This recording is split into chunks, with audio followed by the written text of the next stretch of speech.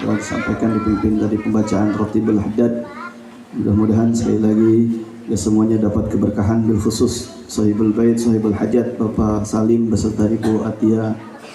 Mudah-mudahan Allah Subhanahu wa taala berikan keselamatan dalam perjalanannya, diberikan kelancaran dalam umrahnya dan pulang dalam keadaan umrah yang mabrur. Amin ya rabbal alamin. Selanjutnya yaitu pembacaan Maulid yang insyaallah akan dipimpin oleh guru kita Ustaz Selamat Aryadi. Waktu dan tempat kami persilakan.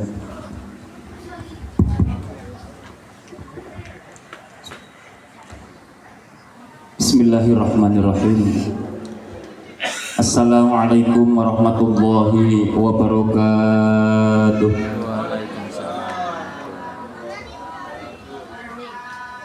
A'udzu billahi minasyaitonir rajim. Bismillahirrahmanirrahim.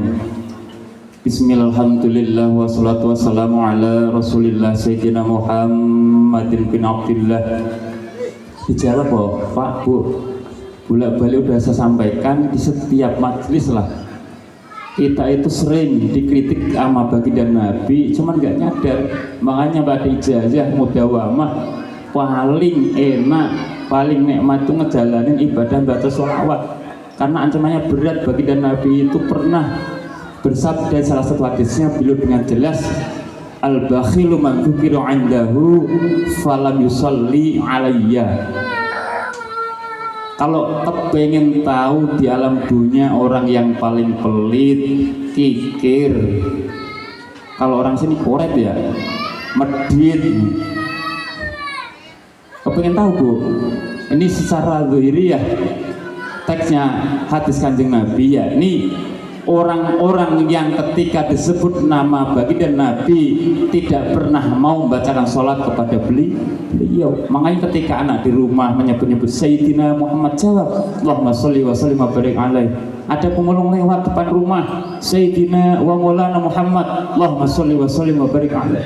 Kalau tidak kelak di akhirat dicap, disemel, stempel sama Mbah Kanjeng Nabi, ini umatku yang paling medit. Karena Kanjeng Nabi nggak pernah kritik Bu, orang kaya nggak bersedekah nggak pernah dibahas, nggak pernah nyantun anak yatim nggak pernah dibahas, kita banyak ibadah nggak pernah mau bantu madrasah, nggak pernah bantu masjid, nggak pernah dibahas sama Kanjeng Nabi. Cuman ketika ada nama beliau disebut tidak pernah membacakan sholawat, baru disebut al-bakhilu man dzukiru 'indahu falam yusalli alaihi. Saya ulangi, Sayyidina Maulana Muhammadin. Ini kan enak ya, sama-sama biar nggak dicap sama Kanjeng Nabi itu orang pelit. Teman beda pas-pasan dapat sehari habis sehari ya, besok tagihan banyak banget nih, bulan udah bayar listrik, arisan segala macam. Kalau di akhirat malah lebih parah, ternyata kita ada orang yang paling pelit main dan Nabi Muhammad sallallahu alaihi wasallam. Wa ala alihi washabihi asma'in. Qala rabbi sadri wa yassir amri wa qad tamma lisan yafqahu qawli rabbi zidni ilma warzuqni fahman. Amin. Faqad qala ta'ala fi kitabil karim wa saqul qailin a'udzu billahi minasyaitonir rajim. Bismillahirrahmanirrahim. Wa idza dana rabbukum la in syakartum la zidannakum wa la in kafartum in 'adzabi lasadid. Sadaqallahu azim. Amma ba'du. Hadratul muhtaramin para alim ulama, Ustadz Kiai Bilus yang berada di Negara Sri yang saya hormati dan semoga Allah muliakan, khusus pada Inal Karim Bapak Ustadz Rizal, Bapak Ustadz Tito, Bapak Ustadz Hasan Basri walaupun tak belum hadir, dan para asatid masyayikh yang hadir di sini ataupun yang belum hadir di sini. Alladzi la yuzkar ismu fawahidan la nuqsal li ta'zimihi atallahu ala umurihi wa mata'ana Allahu fi tuli hayati fitmatin nasi. Pada 10 tokoh masyarakat tabaruk pemerintahnya ada Bapak Didik Yusuf selaku Ketua RT 02 yang senantiasa kita ikuti apa yang menjadi program-programnya, fa insyaallah beristimewa, yakni sohib saya Bapak Salim yang saat ini saya yakin pikirannya udah di tanah suci, daduk gerak-gerak kuat nggak ketika tawaf, mabuk nggak ketika naik pesawat. Yang saya doakan semoga senantiasa diberikan kesehatan, kelancaran oleh Allah Subhanahu wa taala dalam niatan baiknya, yakni kepengin rasain ibadah di tanah suci. Hadirin wal hadirat jamaah walimatul syafar, baik bapak ibu-ibunya, adik-adiknya yang Al-Fatihah doakan semoga senantiasa dalam lindungan Allah Subhanahu wa taala. Terlebih kepada anak hadirat saya santri Ponpes Nurul Falah pengasuh daripada Kiai Haji Abdul Razak yang Al-Fatihah banggakan. Segala puja dan puji hanyalah Allah Subhanahu wa taala. Salatu wassalaman daimaini mutalzimaini ala bibnaya wa syafi'ina wa qul sayyidina umulana Muhammadin sayyidina umulana Muhammadin sayyidina umulana Muhammadin ya'ti qailuha ilal qiyamah biqaulina Allahumma shalli ala sayyidina Muhammad wa ala ali sayyidina Muhammad. Hadirin ma'asyiral muslimin wal muslimat rahimani wa rahimakumullah. Untuk selanjutnya perkenankanlah Al-Fakir sebelum melaksanakan tugas pokok saya, yakni baca maulid sedikit, karena ini sohib saya kan sedikit banyak udah duluan. 2022 saya sudah diberangkatkan sama Allah, makanya saya pengalaman biar berbagi-bagi ke Pak Salim. Karena apa? Khawatir ketika nanti pas nyampe di sono bingung. Karena saya sendiri makanya saya bilang ketika ngadain walimah seperti ini sudah deg Bu. Kadang malam udah tidurnya udah apa namanya itu nggak tenang, udah gelisah weh. Ini kok nggak nyampe tanggal 12 ya, lama banget nih. Padahal kalau saya kan prosesnya itu ya Allah subhanallah sangat singkat banget, bahkan bila ta'abin, kalau orang-orang kan harus ngumpulin duit, nabung, bahkan kalau bahasanya kita nekat, nawaitu nekati lil umroti, ngadain sertifikat rumah ke BRI, ngambil kur, diambil setiap bulan. Cuman kalau saya dulu alhamdulillah Bu, ama Allah bener-bener dikasih pure, nggak usah ngeluarin biaya sama sekali, 1.000 perak pun. Cuman ya harus proses Bu, nggak semudah dibayangkan. Enak dong langsung ada yang ngajak. Saya dari era 1093 dapat ijazah dari guru saya almarhum Kiai Haji Ma'mun bin Ahmad Asy'ari. Beliau pernah mengasih saya ijazah kalau mau ikutin Bu. Apa kata guru? Mat, kowe nek kepengen cepet mangkat nang Mekah, koyane potonganmu kan potongan sugih duit. Anak guru digituin saya, mukanya udah kelihatan kalau selampu kelak akan menjadi seperti ini, udah diingetin nama guru. Iya pripun. Dah nih saya kasih ijazah.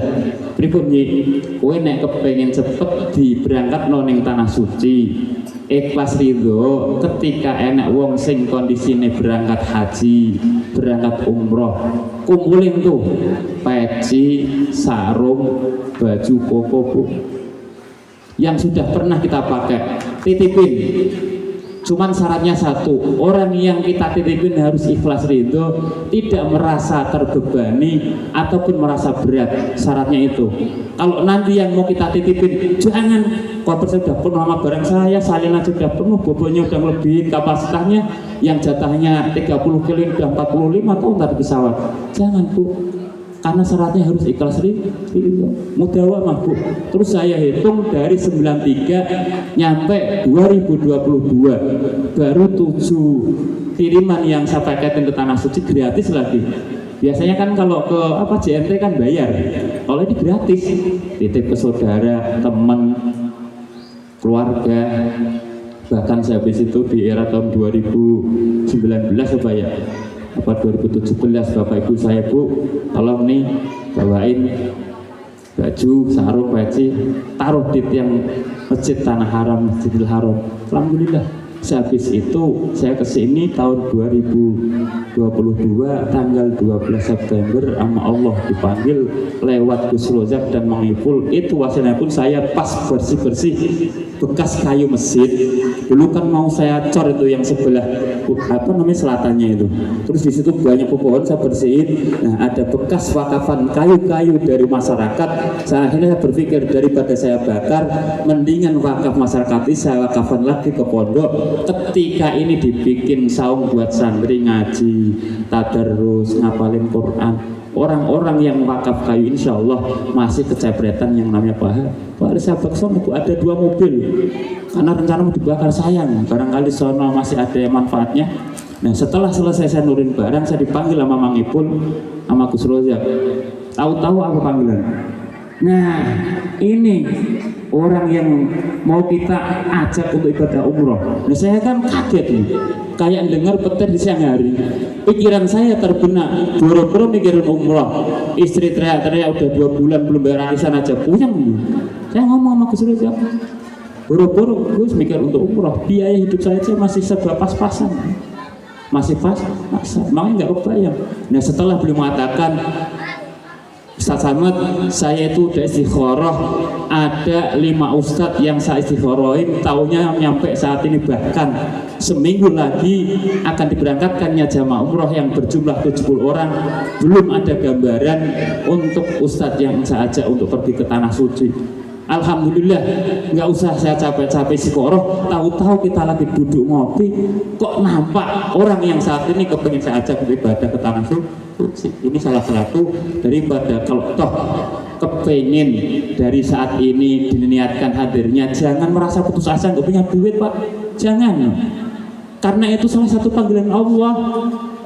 Orang yang banyak duit nggak pernah diberangkatkan, banyak orang yang nggak punya duit sama sekali. Bahkan ada cerita teman saya, rumahnya masih bilik, malah duluan daripada haji, bukan umroh, haji Pak. Kalau ngeliat durinya rumahnya aja reot, motor juga motor apa namanya Doyo Supra yang apa namanya itu Supra asal dibakar begadang paling mogoknya 3 kali. Cuman ya itu harus ikhtiar, jangan sekonyong-konyong cuman kondisinya ngandelin takdir, cuman nggak mau kasab ikhtiar. Kita itu kan masyarakat awam, masyarakat biasa, wali bukan, kiai bukan, apalagi ulama. Ya kalau nggak melalui proses, gimana caranya kita diberangkatkan? Makanya seringlah baca sholawat, seringlah nitipin, apalagi Pak Salim tuh. Cuman saya yakin kalau semua nitip, saya yakin dia nggak jadi berangkat ini. Pak RT, Pak Tito dan sebagainya. Pak ini titip pakai tayu, walah penuh nih ruang tamu. Ya. Makanya yang penting apa-apa yang pernah saya jalani sama-sama bareng Bu, biar kita punya penyemangat, jangan putus asa. Wah baru-baru mikirin umroh, utang masih banyak, jangan gitu. Allah itu maha kuasa. Di dalam surat Yasin Allah kan jelas, innama amru idza arada syai'an ayyaqula lahu kun fayakun. Nah kita kan kadang-kadang apa namanya terlalu menyepelekan Allah. Itu kita, bukan bapak kita. Kadang-kadang menganggap Allah itu sepele. Nah inilah jadi doa jelek kita. Seudahnya kita kepada Allah jadi penghalang, hijab kita nggak berangkat. Nah, makanya saya ajarin mulai seperti ini, saat ini mindset kita rubah. Yang kemarin kita nggak ada bayang ke tanah suci kayak Pak Salim, semangat. Harus senantiasa kita berpikir Allah maha kuasa, Allah maha kaya. Ketika memang kita digendaki oleh Allah, tidak usah itu yang namanya nabung, nggak usah itu namanya yang punya duit, nggak usah capek-capek kita itu jual sertifikat tanah. Ketika Allah berkehendak langsung berangkatkan. Saya berbicara seperti ini bukan saya al-fakir sombong, enggak Bu. Tahadus bin ni'mat.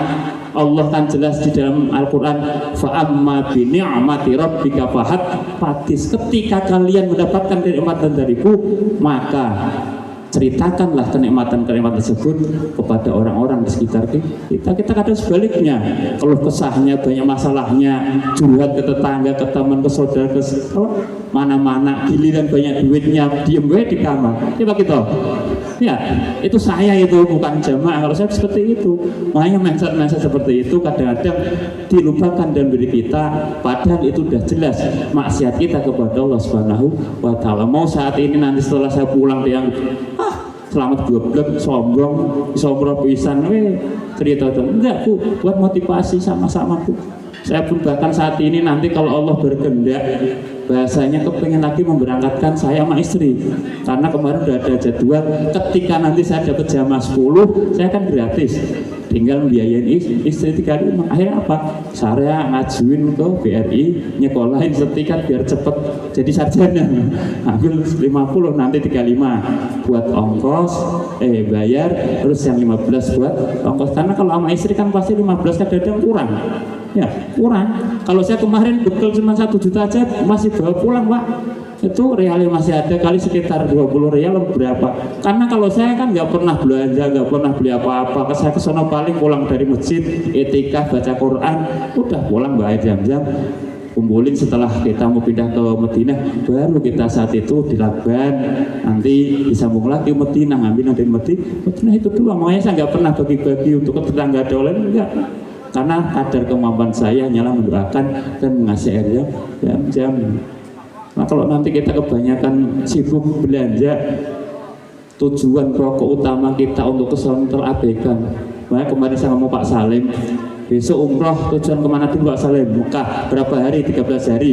Pengalaman saya kemarin 13 hari, 2 hari kita hitung di perjalanan, berarti 6 hari di tanah haram, 5 hari di tanah Madinah. Pergunakan ketika kita di tanah haram, jangan nyampe terabaikan, hatam itu Quran.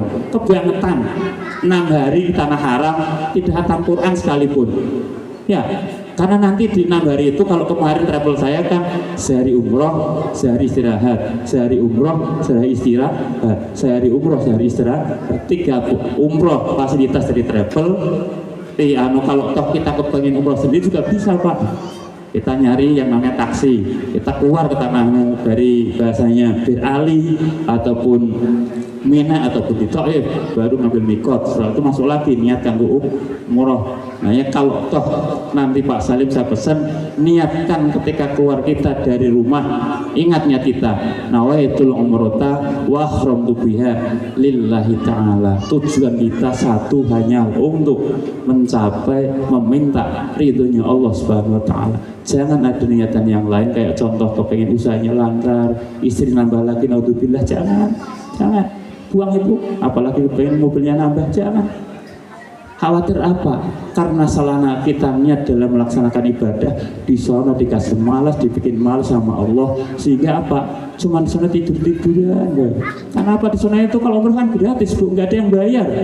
Yang bayar itu cuman perjalanan kita dari sini naik bis ke bandara naik pesawat ke Jeddah, apa namanya, bayar. Jeddah ke Masjidil Haram naik bis bayar juga. Ini yang kadang-kadang bikin kita ketemu biaya, makanya ada relatif 25, 35, bahkan kemarin ada yang ngomong 40, saya yang 35 aja alhamdulillah udah bahasanya nikmat banget, mobilnya juga bagus, juga enak, nggak transit nggak apa, terus hotelnya juga kita turun tahu-tahu udah pelataran, ya pelataran masjid. Di Royal Madinah itu enggak, cuman yang lebih dekat mah Tower Mekah itu langsung memang pelataran. Makanya Pak Salim bareng-bareng nanti ketika di sono nih, pesan saya ya, jangan aneh-aneh kok nyari empang. Di tanah suci nyari empang, udah buang dulu itu. Bercanda Pak Salim, sana nggak ada empang, jauh.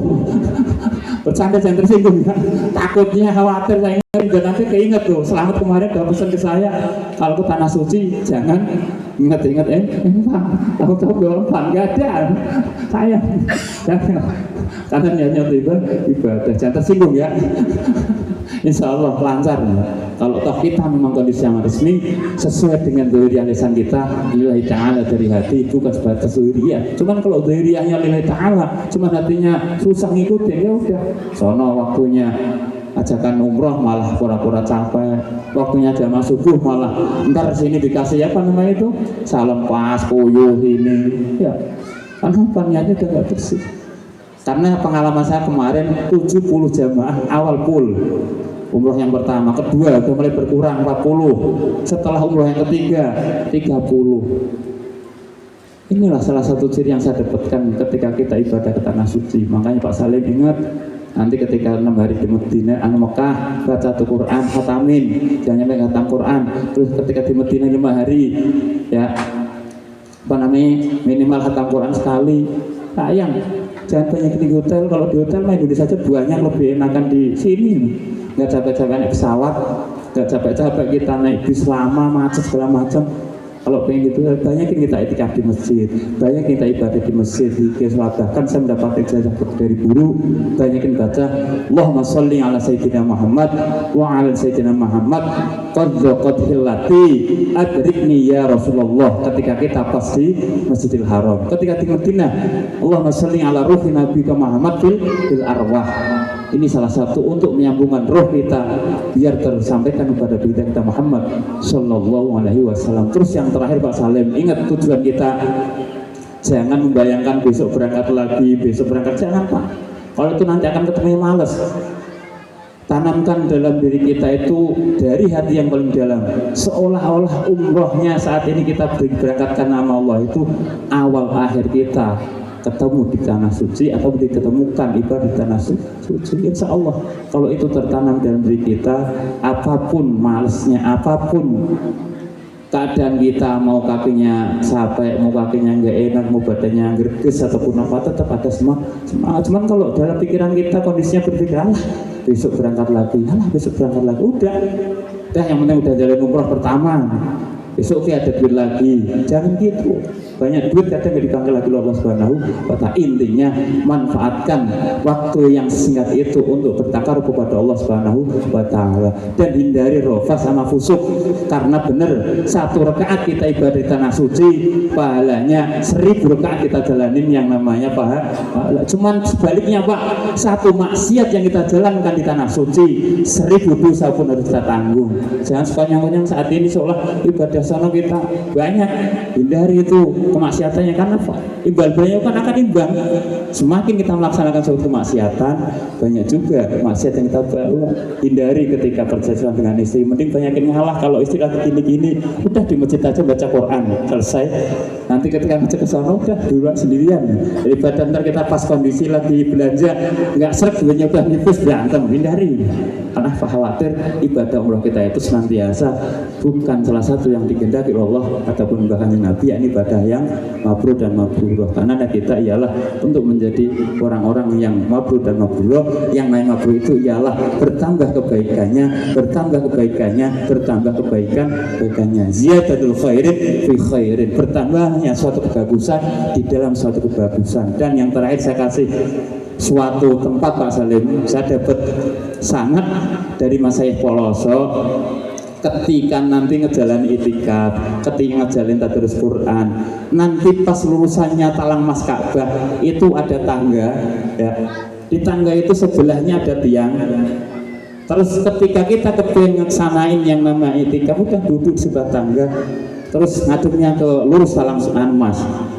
Dulu saya dapat wasilahnya ini diceritakan dulu baginda Nabi ketika melaksanakan yang namanya Isra, perjalanannya beliau ke Arsy di pertemuan dengan Allah itu naik buruknya mulai dari situ Pak.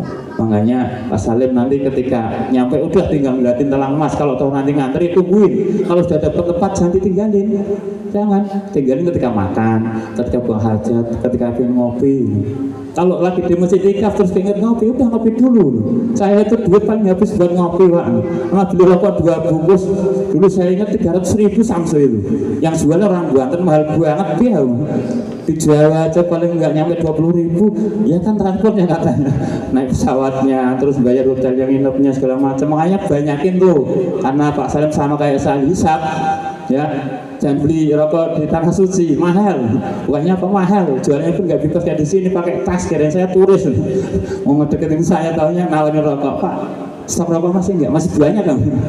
Giliran juta 5 hari saya Pak kehabisan rokok baru. 1 bungkusnya berapa? 150. Mana mati bisa kurang enggak? Enggak Pak, harganya segitu. Ada kemarin terus saya dibilangin teman saya itu beli berapa? 100. Waduh, saya dikadalin. Ngepengen nyari kadal Arab malah dikadalin orang kita. Hadirin wassalamualaikum rahimahullah. Ini salah satu pengnya bagi Pak Salim, bukannya Al-Fakir menggurui, cuman bagi pengalaman Pak. Kalau saya nggurin Pak Salim aku alat nih. Kayak seolah-olah kita itu garemin air lautan, garam lautan udah asin, ngapain digaremin? Cuma ngingetin, karena nanti di sana itu akan terbenaknya itu kalimat-kalimat yang keluar kadang dari teman, dari sahabat, bahkan kadang-kadang iktibar dari orang-orang yang contoh pemulu ngobrol, tahu tuh ada kalimat di sana itu kan, ya Allah menjadi motivasi, penyemangat. Punggung kita disampaikan, manfaatkan untuk ibadah kepada Allah Subhanahu wa Ta'ala dengan sebaik-baiknya. Karena salah satu hal kita kesana ialah untuk sepulangnya dosa-dosa kita itu diampuni oleh Allah. Wasilahnya harus ibadah. Kalau meminta ampun aja enggak, gimana mau diampuni dosa-dosa kita? Kalau disuruh maksiat enggak mungkin diampuni. Sepulangnya itu membawa kesucian. Cuma kalau kita maksimalin, jangan banyakin hotel, banyakin di masjid, insya Allah semua akan diberikan, dikabulkan oleh Allah Subhanahu wa Ta'ala. Hadirin masalah muslimin rahimakumullah, barangkali sedikit mukadimah di pertemuan siang hari ini dalam rangka Walimatus Safar. Ahyinal kari Ustaz.